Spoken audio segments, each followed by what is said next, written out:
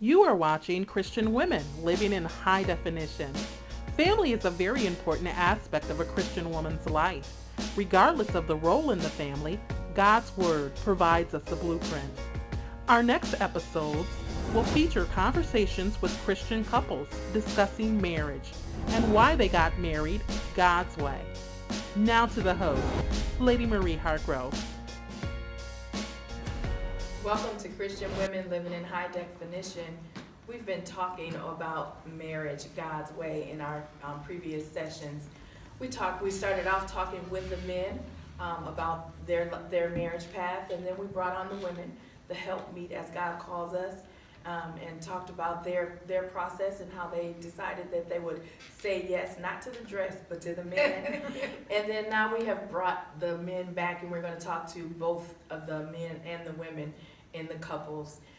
As I've said before, we have Elder Payne and Miss Danetta Payne, and they have been married how many years again? 16 years. We have Apostle R.L. and Pastor Rachel Woods, and they have been married 24 years. Oh, you don't know how long they've been married. 24 years. What she said. And then finally we have Mr. Nate and Miss Gabrielle Perry, and they have been married a little over 2 years. And I know that because that's my daughter and my son-in-law. So I know how long they've been married. I went through that long process of the diva wedding. So the Bible talks about the two becoming one. And in today's society, that could mean a whole bunch of different things. So when you think about the two becoming one, explain to me just very briefly what oneness means in a marriage to you. Let's start with Apostle. Everybody's looking at me like, who we want to start with? Let's start with Apostle. You know, the most unique thing about marriage is when you get with someone and you move in and you all are united, you have to be able to go through what we call the wrestle. The wrestle is you're learning one another's personalities, you're learning one another's temperament, you're learning one another's makeup. And one day, Rachel and myself, we were having a conversation, and we realized we were kind of opposites. And so opposites sometimes have clashes, and because you see things through different lenses. And then we realized, this was years and years ago, that is what made us complete. What made us one was the fact that what I didn't have in my makeup, my wife had in hers. And then that stopped a lot of the dissension. It brought a lot of peace. I wasn't trying to make her like me. She wasn't trying to make me like her. And then we began to unite because where she was strong, I needed her.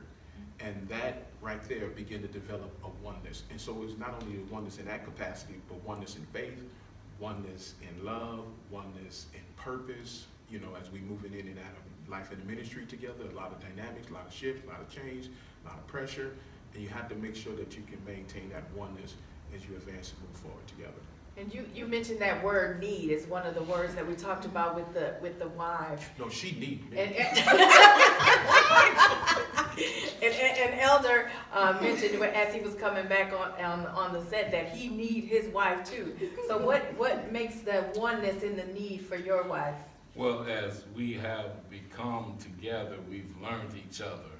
So she know, what I like, and I know what she likes. So in certain areas of our life, I'm in charge, and other areas she's in charge.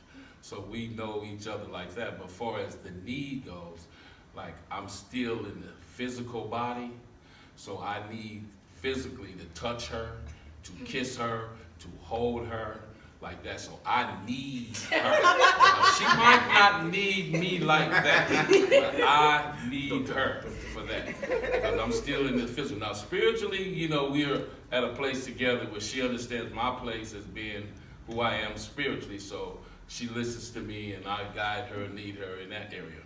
Before it's the physical part, I need her. And I think just with those, I know the two couples here have been married well over 10 years, and for us being married just now a little over 2 years, I think our oneness is just with society nowadays and young people, everyone not really looking at marriage as that's something that they want. So with us being on the same page as far as what we want with each other and through our relationship with each other and with Christ, and not necessarily letting our friends and stuff influence what we want to do or what we need to, be accomplishing within our marriage. Like, for instance, if we decide, one time we want to go out or something, they'll be like, oh, do you have to check with your husband? Or, oh, do you need to check with your wife? And it's like, even if we do, like, we are one. So whether or not I'm going out or staying in, I want my husband to be on the same page as me, whether y'all like it or not. Right. So, I think, you just see that whole, difference between, those that are married, that are newly married versus those who have been, married for a while. Yes. Okay. That leads into a question that I was going to ask as I was doing research. A 2013 Pew Research Center study did a study on why people get married. And we looked at the situations that they said. 88% married for love, 81% married for lifelong commitment, 76% companionship, 49% having children, 30% recognized in a religious ceremony, 28% financial stability, and then 23% legal rights and benefits. So as you think about these stats and why those people got married, what do you think is more important or was more important for you when you decided to get married? Me personally, I think it's all even. I don't think one is more important than the other. But one thing I didn't hear you say is, building a covenant under God Himself. I think that was the more important thing for me. Building a foundation first is what brought me to being wanting to be married to my wife. I mean, the biggest thing for me, back to your last question, I don't mean to backtrack, but I think that learning how to compromise is the biggest thing in a relationship, learning to communicate. Without compromising, I don't think that we would get through anything. Right. Some things that I may want to do that she may not like, she may have to compromise with me one weekend, and then the next weekend I compromise with her, So I think that builds a strong relationship. So I think with all the things as far as percentages, I think they're all even. Okay. All even. What about you? What was most important for you? Well, as for me personally, I am a relationship person. And being the fact that I got spiritually equipped about life and knowing that God is a relational God and how He set the relationship up with Adam and Eve. So inside of me, I had the desire to have a wife. So out of relationship first, but the other marriages that I was in was not necessarily based on relationship. It was some mistakes, or I need to be, or I'm supposed to be, or that's the way the world says. As I have arrived at being a God man first, then my desire came to be married, and God blessed me with her. Wonderful. Are there couples that you, Pastor Rachel, look up to when you think about marriage? Is there somebody that modeled it and that made you want to be married? Truthfully, not really. It's just, I never really had that person. I mean, you take some from this, you take a little from that, and even, yourself, it's just like, wow, she's been married for 20, 30 years? For us, 31. 31 years, and family and church, and, because we have something in common. You like Right. my comrade in the gospel. But as far as just like someone that you look up to and you go talk to, and I just never really had that, and I was asking the Lord, why is that? And I just believe because we are in a day of time now where everybody just having their own struggles, and we're just dealing with so much that we're just, I don't really know. It's not a lot of trust, Right. for people to have, but you just take bits and pieces from different ones that you associate yourself with and say, you know what, they really have a really good marriage. And I just believe any pastor's wife in the ministry that survived marriage, ministry, and money that survived for a long period of time, I can truly say, God bless America. God bless you, woman of God. And so, and I glean from that and say, what did she do to survive, you know, that she's not bitter and that Right. she's not, and that she's having walked away, she's not angry, and that she's, don't look like she's sucking no lemons all the time because Right. she's mad. So Mhm. I look at women like that, but nothing specific, no one's specific. I would feel like my specific example would be my mom and Oh, dad. yeah, of course. Just because there's been, I would say, the one moment that I knew that she was his ride or die was when he had left to go to Iraq, and sorry, I'm trying not to get emotional about it. She gonna make us all cry Right. here. He had left to go to Iraq, and she literally had to hold down her family. And, you know, being the first lady, she had to really be there to support the church. And, you know, she never complained. And, sorry. That's okay. And that's how I knew. I was like, she is the prime example of a wife that I would want to be. Even nowadays, through his political journey and, you know, school board, all this other stuff, she still is his, like, Write it down. yes, his yes woman. Yeah. She'll tell him no sometimes, but she's still gonna be right there by his yeah. side. Yeah. Oh, yeah. So, Yeah. I'm done. Hey. Okay, before Gabrielle have us all in tears, we're gonna move on. How important is it to increase the dialogue and the visibility of a Christ-centered marriage in these days and times in our community? How important is that? We'll start with you, Apostle. Oh, you know, it's very important because I believe a healthy home, healthy marriage, healthy children builds healthy communities.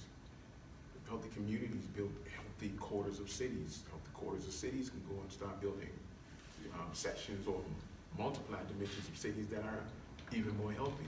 And I believe that the biblical pattern that was established was for marriages to foster that level of health and build that level of strength.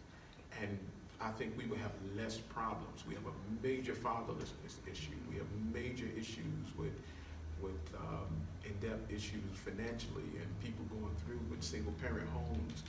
And I believe God's biblical pattern for marriage helps that. And then let's say you have a collection of marriages, and then they can assist individuals that desire to be married Right. to kind of mentor and Right. help along the way. And so it can aim to be healthy and holistic. And I think that's the importance of it. Healthy homes, healthy communities. Ms. Danetta, do you think, you know, based on what Apostle was saying, do you think, you know, as he was mentioning mentoring, do you think that there's a lack of good Christian examples of good, healthy relationships and being able to mentor those that are younger than us? Do you think that's missing in today's society? Yes, I do think it's missing. I agree with what he said, that we do need that for the community, because if we have that, like he was saying, that falls onto our children. Our children is raised up in better communities. We don't have all these crimes going on. So yes, I agree. We lack that. We lack the Christian. Like I said, when I was growing up, I didn't see that. But then when I got, I think in my 20s, a friend of mine, her parents were Christians. I mean, they were Christians. I seen them, I'm like, oh my God. But were they mentoring other people? I didn't see that, no. Mm-hmm. And to me, if they would, I would think the world would totally be different. So if somebody else, a different life would have been impacted. I think, For sure. let me help my wife. Yes. I think the situation is we have to be examples without trying to mentor people. We have to just live a life So people then- see right. us. So don't just throw it Because- on when they're in your presence. Right, Right. so Exactly. when I Good see point. people come to me and say, well, some of my friends, like, man, I wanna have a wife like you, be like you and Miss Danetta. So when I hear that, then I know that they look at us as the type of people, you know, that they wanna be like. So I tell my wife, we are examples, even though we don't go say, this is how y'all need to be, this is what you need to do. Right, right. You just have to do it by our example. All right, I'm gonna ask Nate this last question. Yeah. How can the church play a more pivotal role in preparation and support of marriage and family today?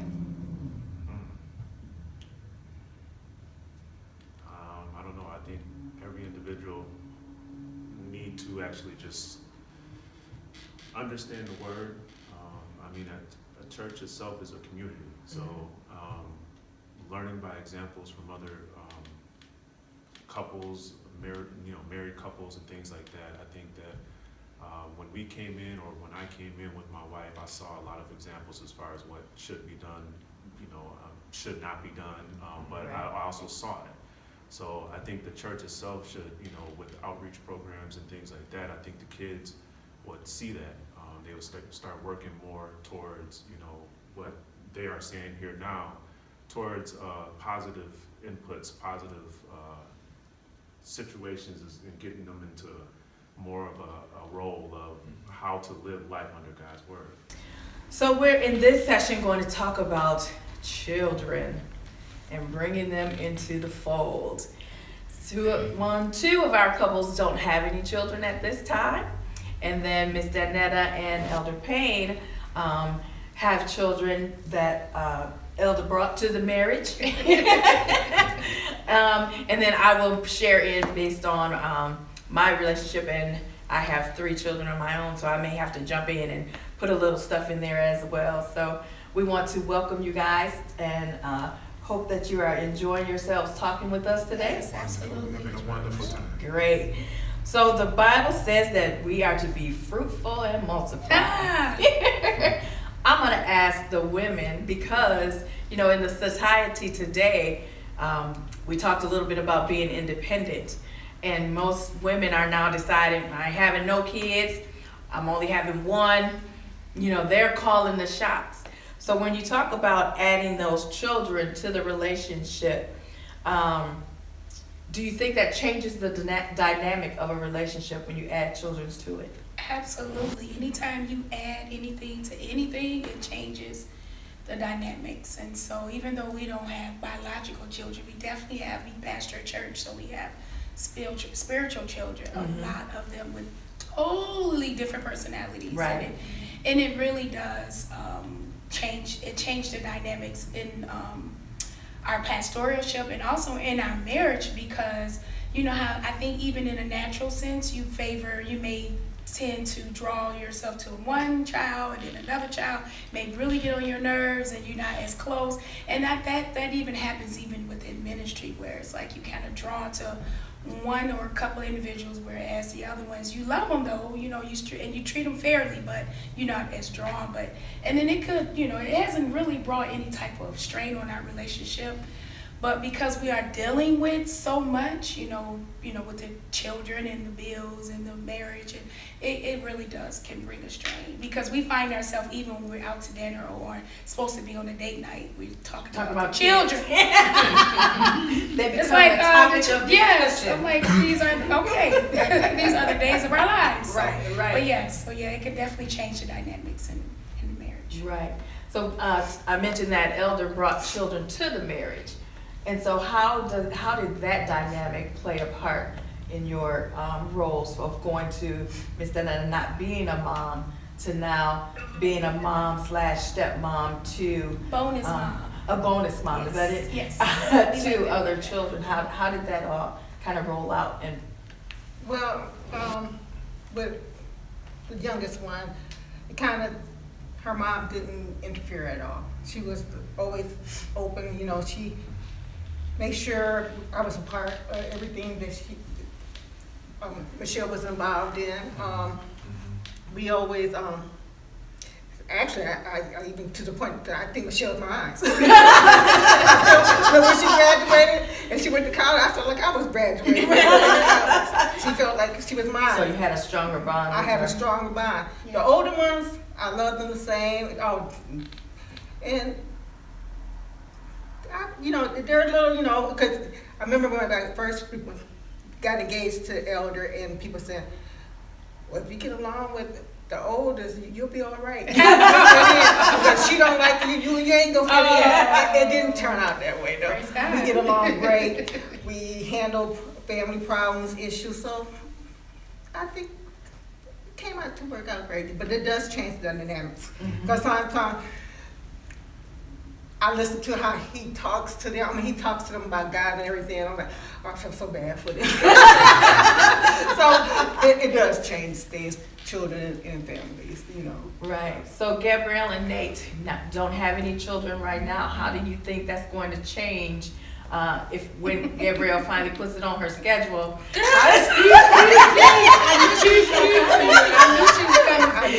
She's ready to be your grandma. How do you think that's going to change things? Well, I know and everybody who knows me, I'm a huge daddy's girl. So I just am enjoying the time right now that I have with my husband, because when that time comes, when we do have, our first child, I joke with him and say, I'm just going to be like a shadow in the background. Like, he's just going to be, with, babies and everything like that. That's why you got to have a boy first. If you have a girl first, you're done. Yeah. I've kind of accepted it all, but I mean, it's fine because we have a lot of friends and stuff that, have kids that we get to enjoy being around, and, me with my nephew, I can take him and then give him right back to his mom when it's time for me to go to sleep, and, so, I mean, in due time, in God's time. All right, next question. Some married people believe that after children arrive, they take priority over the spouse. What are your thoughts? Do you think that's a true statement or not? No. No? Absolutely false. That's not the order of God. What about you? Well, we know that's not the order of God. No, I just don't think that I just think at the time if the child needs the parent, then okay, but I don't think the parent, and I have seen many marriages end the divorce because the wife or the mother always choose a child over the spouse, and it's just, I just don't think that that's right, because when a child grows up and you're empty nesters, then there's you and your spouse, and then a lot of times you don't know one another anymore because you grew apart, and now you don't have that love for one another, you don't have the compassion. You was fruitful, multiplied, but you're no longer fruitful, if you hear what I'm saying, because you're done multiplying, you're no longer fruitful. And so I just don't think that the mother or the father should take the child and put him over their spouse. I just don't think that's right. And I don't think that it intentionally happens. No, I think right. it's because of the role that you feel that you have to play when Totally the child get comes. that. Totally get that. And dealing with the needs of the child. Totally get that. I think that there should be balance.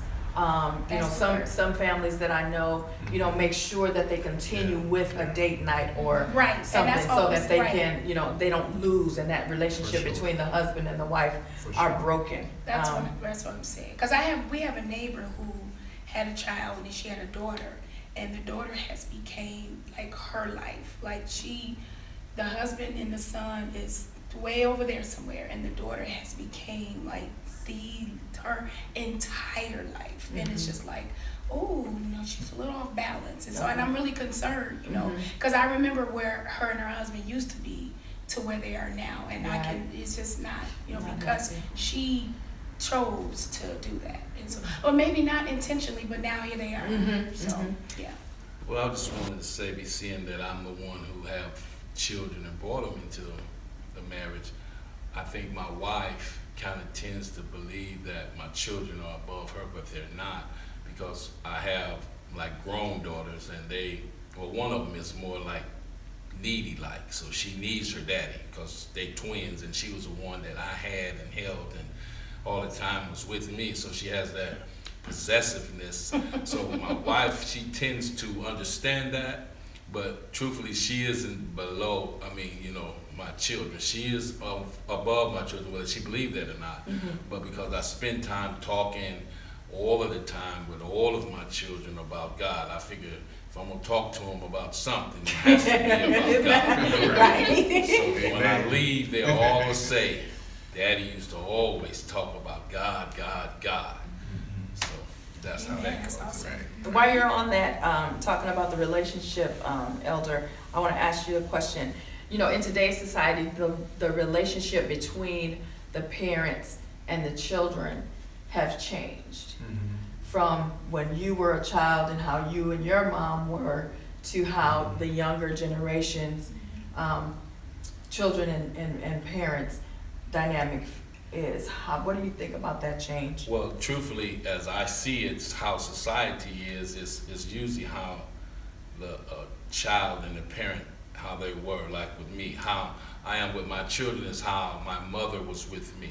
So I didn't know how a father was supposed to be with children because I didn't have my father. Wow. So I went on how my mother was. So she loved me. So I loved on my children. Yeah. And so that's how I do, and that's how I raised them. That's why our relationship is how it is, because I based it on what my mother did. So I didn't know. Right. But as you see families nowadays, you don't have the father and the mother in most cases. As I work in the school and I see all of the students that don't have their father and mother, so they don't have that relationship, between the family like they should. And so they only go on what they see, abuse, negligence, drinking, fighting, all of that. So that's what this world is to become with all of the children. Right. So we only can go by what we was taught. So I was taught love, and that's how I raised my children, on love. Okay. This next question, I want to get everybody to get a quick moment to answer. So the question is, as a community, have we normalized shacking, single motherhood, divorce? When in one of the other segments when Elder was talking, he said in the 60s there was no divorce. You just stuck with it. So in today's society, do you feel that we've normalized some of the things that are not necessarily God's way or God's design for marriage? I feel like yes, because a lot of times with just younger couples that I see that are getting married, is so quick to be like, well, it's only a piece of paper, so we can get a divorce. Don't nobody want to work it out. It's just, okay, let's just finish this and be done.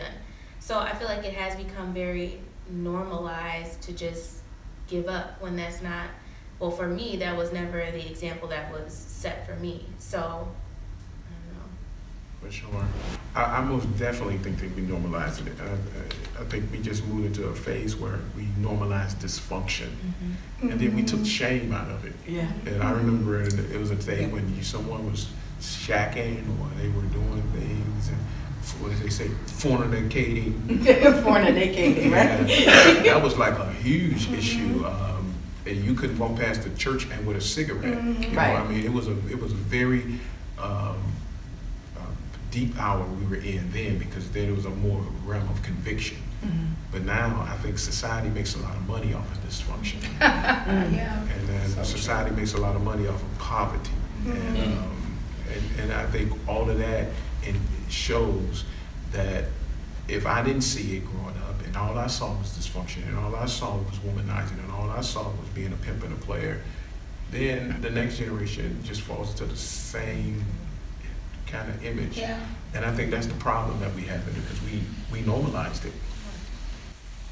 Well, as for me, being the fact that I have been divorced, and the only thing that I can kind of like look at and say, well, I didn't file for divorce.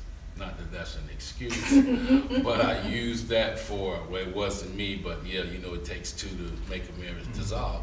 But I never filed for divorce. But it let me understand and realize that that's how society has become. If you don't get along, you just get a divorce, versus remembering the vows that you stood before the people and God.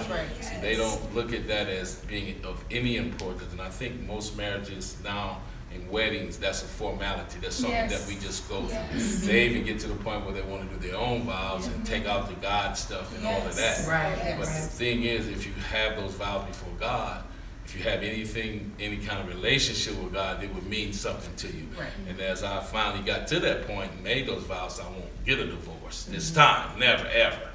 Even though somebody might try to file, I ain't gonna go along with them. So I'm gonna get a divorce this time. Oh my gosh.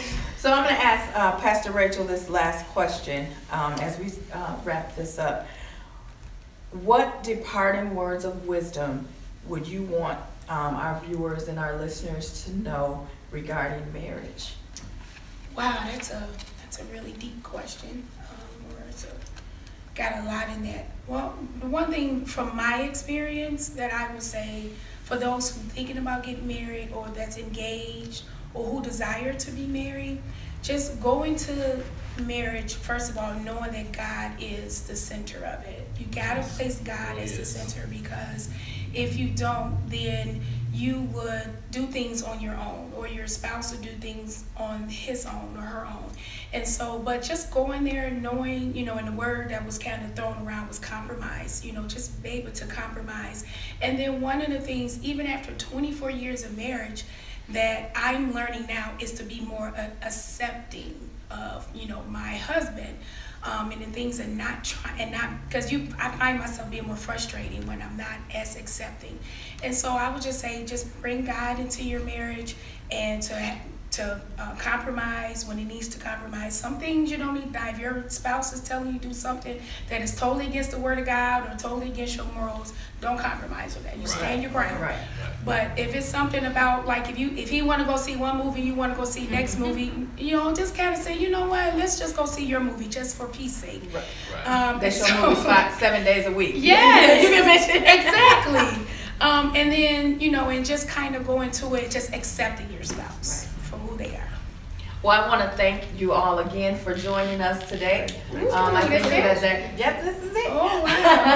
I hope that, we were able to help those that are listening to understand that, yes, marriage can be done God's way. It can be successful. Absolutely. It doesn't mean that it's going to be perfect. Absolutely. But as we've heard the words today, compromise and Yes. learn oneness and how to Yes. accept the differences. I Yes. think that you'll find that your marriage or your future marriage will be one that you would be pleased with. We are so delighted that you joined us at Christian Women Living in High Definition. We hope to see you again soon. Thank you so much, and God bless. Hello, my name is Elder Ronnie Payne. I'm a member of Zoe Outreach Ministries, and I was honored to be selected to be on the panel today about marriage. And hopefully the people who view this understand the importance of marriage and how it needs to be God's way. Hopefully we gave some information, some insight, and hopefully people will try to have a marriage based on God. That's the key to it working. And my name is Donetta Payne, and I really enjoyed it. I learned a lot from the younger people and the older ones they ain't older, but they've been married longer than us. And I hope that everybody gets something out of this, and that they realize that God has to be first and foremost, then the husband, and then family underneath that. Yes, my name is also Ariel Woods, Word of Life Church here in Racine, Wisconsin. And I'm here to let you know that this has been a great experience for us being able to talk about marriage, the fruit of marriage, and the questions that were asked to us today. I think it's a great opportunity to sit down and learn from others that were on the panel and be able to enjoy our time together. And I'm Pastor Rachel Woods, and I just enjoy being here because it just kind of gives you more of a greater outlook of what marriage is and what others are experiencing, how you can draw from them, how they can draw from you, and then also how you can reach others with your own experience. I'm Gabrielle Perry, I'm Nate Perry. and we just had a really good time today with talking about our marriage and just listening to the other couples and what they've done and their outlook on marriage. Is just such a good feeling to see those that have been through it for a while and just how they make it through. Honestly, I enjoyed being on the panel. We were the newlyweds, so we got to, listen to a couple that was married for 24 years, another couple that was married for 16 years. We were new to the game. People would say we're still in our honeymoon stage, but I really enjoyed it. One thing I would say is just keep a relationship organic and natural, and just build from there. Thank you for watching Christian Women Living in High Definition. We hope that there was something said that either educated, empowered, or encouraged you today to live your life in high definition. Tune in next week as we continue our discussions. Don't miss out by liking our Facebook page at Marie Hargrove Ministries or subscribing to our YouTube channel at Living in High Definition. This podcast is a part of Marie Hargrove Ministries.